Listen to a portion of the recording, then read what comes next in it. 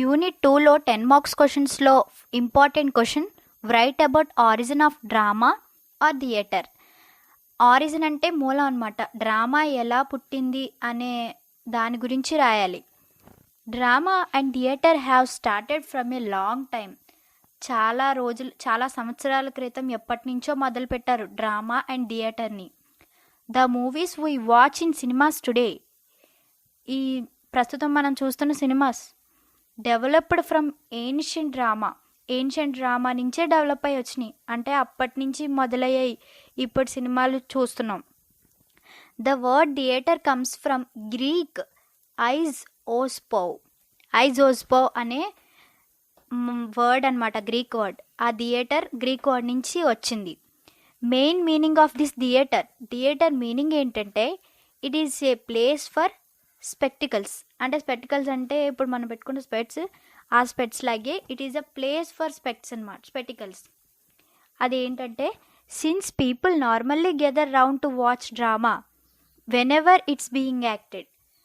మనం పూర్వకాలంలో కానీ విలేజెస్లో కానీ చూస్తే పీపుల్ అందరూ రౌండ్గా మొత్తం కూర్చుని గ్యాదర్ అయ్యి వాళ్ళు డ్రామా అనేది చూస్తారు, యాక్టింగ్ చేస్తున్న డ్రామాని. ఈ point. Next, the theatre is synthetic art అంటే చాలా అన్ని రకాల ఆర్ట్స్ కలిపి ఉండేదాన్ని సింథటిక్ ఆర్ట్ అంటారు. చాలా స్ట్రాంగ్ ఆర్ట్ అలా. ఇట్ కంబైన్స్ అని చెప్పాను కదా అన్ని రకాలని. It combines expressive means of literature, next music పరంగా, నెక్స్ట్ పెయింటింగ్. ఇప్పుడు మనం స్టేజ్ మీద పెయింటింగ్ అనే ఆర్ట్ని వేస్తే అది painting. Theatre stage means theatre means stage మీద పెయింటింగ్స్ వేయడం కానీ, నెక్స్ట్ ఆర్కిటెక్చర్, మొత్తం మనకు తెలిసిన కళ, ఇవన్నీ ఇంకా అదర్ కళలు, మొత్తం అదర్ ఆర్ట్స్ అన్నీ పెర్ఫామ్ చేయడం దాన్నే ఆ థియేటర్ అని అంటారు. The first theatre in Rome was built in 52 BC. 52 before Christ. 52 అప్పుడు రోమ్లో స్టార్ట్ చేశారంట first theatre. The earliest form of Indian theatre was Sanskrit theatre. Starting first theatre ఇండియాలో ఏంటి అంటే Sanskrit theatre. That emerged some time around the 2nd century BC, before Christ. 2nd centuryలో దీన్ని start చేశారంట ఇండియాలో.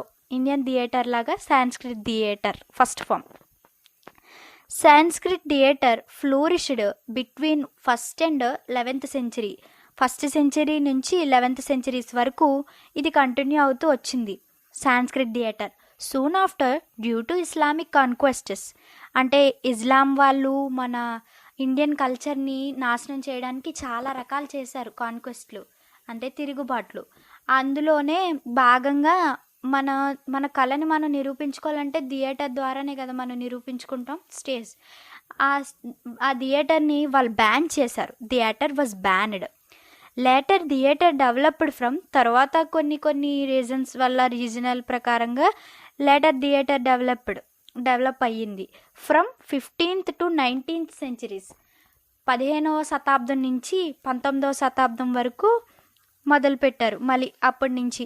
Indian theatre has 3 specific periods. Indian థియేటర్లో 3 specific periods ఉన్నాయంట. అవేంటంటే first classical period, next the traditional period, third one modern period.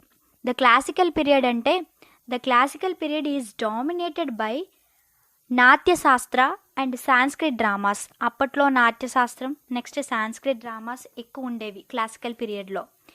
Theatre plays were based on stories the audience already knew, like histories, epics into dialogue and performance. అంటే అప్పట్లో థియేటర్లో stage మీద చేసే dramas ఎలా ఉండేవంటే ఆడియన్స్కి ముందే తెలుసు, లైక్ రామాయణం, మహాభారతం, ఇంకా ఉంటాయి కదా. నెక్స్ట్ అవన్నీను హిస్టరీస్, ఎపిక్స్, ఇవన్నీ డైలాగ్స్ అండ్ పర్ఫార్మెన్స్తో చూపించేవారు. దాంట్లో ఎగ్జాంపుల్ ఏంటంటే కాళిదాస్ అనే ఆయన is a best writer. His best work includes Malavikagnimitra, next విక్రమోర్వశ్య. ఈ రెండు చాలా ఫేమస్ అంట క్లాసికల్ పీరియడ్లో. అప్పట్లో కాళిదాస్ రాసిన రాసిన వర్క్స్ ఆయన చేసినవి. అయితే సెకండ్ వచ్చేటప్పటికి ట్రెడిషనల్ పీరియడ్.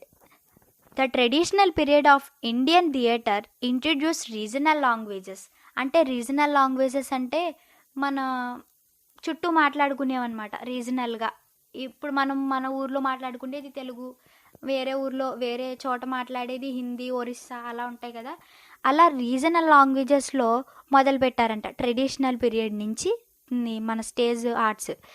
అంటే second point, in this period traditions and stories were passed down orally and the theatre reflected this idea. అంటే ఓరల్గా చెప్పడం బాగా, అంటే స్క్రిప్ట్ ప్రకారం కాకుండా ఓరల్లీ మాట్లాడే విధంగాని వాటి ద్వారా అప్పట్లో ట్రెడిషనల్ పీరియడ్లో ఎక్కువ చూపించేవారంట థియేటర్లో. Narrative recitation, next singing were also included. అంటే నేరేటివ్ రిసిటేషన్ అంటే పారాయణాలు ఉంటాయి కదా, కథనం యొక్క పారాయణం, next and singing were also included. ఈ ట్రెడిషనల్ పీరియడ్లో ఎక్కువ అవే పారాయణం చేయడం, నెక్స్ట్ ఇదేంటి సింగింగ్ పాడుతూ చెప్పడం, ఇవి అప్పట్లో ట్రెడిషనల్ పీరియడ్లో ఉండే డ్రామా అంటే థియేటర్. నెక్స్ట్ మోడర్న్ పీరియడ్లోకి వస్తే modern Indian theatre developed during the period of British rule. Modern Indian theatre అనేది ఇది బ్రిటిష్ రూల్లో అప్పట్లో బాగా ఇది పాపులర్ అయ్యిందంట. మోడర్న్ ఇండియన్ థియేటర్ ఏంటంటే the proscenium stage is designed with an arch separating the stage from the audience. స్టేజ్కిను ఆడియన్స్కి సపరేట్గా. అంటే ఇప్పుడు ప్రజెంట్ మనం చూస్తే ఏదైనా డ్రామాస్ చూసామనుకోండి, పెద్ద పెద్ద డ్రామాస్, అక్కడ సేమ్ వాళ్ళు అదే ప్లేస్లో అడవిలో ఉన్నట్టు ఏదైనా వేరే వేరే ప్లేసెస్లో ఉంటే యాజ్ ఇట్ ఈజ్ సెట్టింగ్ తెచ్చి పెడతారు. అదే ఆర్క్ అవన్నీను ఆర్చ్ అవన్నీ అప్పట్లో స్టార్ట్ చేశారంట మోడర్న్ పీరియడ్ బ్రిటిష్ రూల్ నుంచి. And the audience watch the place action as if through as a picture of frame. చెప్పాను కదా పిక్చర్ ఆఫ్ ఫ్రేమ్, ఇంకా యాజ్ ఇట్ ఈజ్ మనం చూస్తున్నట్టే ఉంటుంది, డైరెక్ట్గా వాళ్ళు అలా ఫీల్ అవుతున్నట్టు మనం అలా ఉంటుంది. అప్పట్లో మోడర్న్ పీరియడ్ ప్రొసీనియం స్టేజ్ అనేది మొదలుపెట్టారు. Western theatre include realism and life of common man. అంటే కామన్ మ్యాన్ జీవితం ఎలా ఉంటుంది అండ్ నెక్స్ట్ రియలిస్టిక్గా ఉండేదన్నమాట మోడర్న్ పీరియడ్ థియేటర్ అనేది. ఇది classical period theatre, traditional period theatre, modern period theatre. కన్క్లూజన్లోకి వస్తే కన్క్లూడ్ ఎలా చేయాలంటే India was always an important part of rich Indian culture and tradition and it's still the same. ప్రస్తుతానికి అలాగే ఉంది. ఇండియా అనేది చాలా ఎక్కువ ఉన్న కల్చర్ అండ్ ట్రెడిషన్స్తో ఉండేదే కదా, అందుకు అలా ఉంటుందని రాసి, ఇంకా ఎక్స్ట్రాగా ఇండియా గురించి మీకు ఏమైనా కల్చరల్గా తెలిస్తే ఒక 2-3 పాయింట్స్ రాసి ఇలా ఉండేది, ప్రస్తుతం అలా ఉంది కాబట్టి ఇంకా కంటిన్యూ అవుతూ వస్తుంది ట్రెడిషన్ అని రాయాలి. ఇది origin of drama or theatre అని అడిగితే ఇలా రాయాలి.